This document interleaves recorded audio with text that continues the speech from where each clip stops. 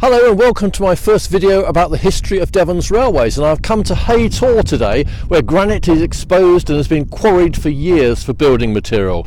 But when we got to the beginning of the 19th century, demand increased and there was no real way of getting the granite from here on Haytor down to where it was needed. There were horses and carts and there were muddy roads, but that was no good. So 200 years ago they came up with a fantastic idea, the Haytor Granite Tramway, and there it is stretching away from me into the distance.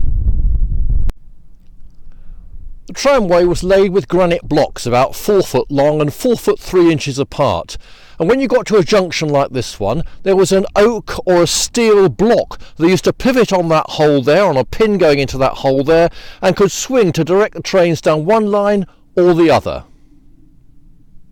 The granite was carried in wooden wagons drawn by horses down the tramway all the way from here at Haytor right the way down the hill, following the contours through the Park Estate at Bovey Tracy. And here at Park we find one of those wagons used on the Haytor Granite Tramway. There it is. Around 12 of them would have been joined together to make a train. On the way down they'd have been braked by 18 horses, and then on the way back up hauled empty by 18 horses all the way back up to the top of Haytor again.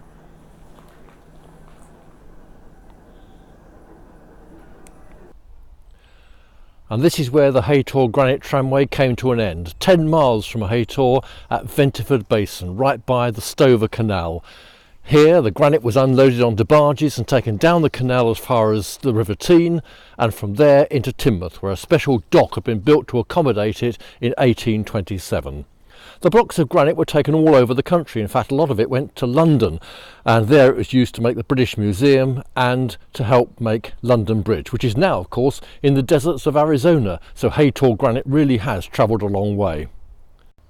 By 1850, the quarry at Haytor was employing 100 people, but then cheaper Cornish granite came onto the market, and the quarry became unviable and closed in 1858.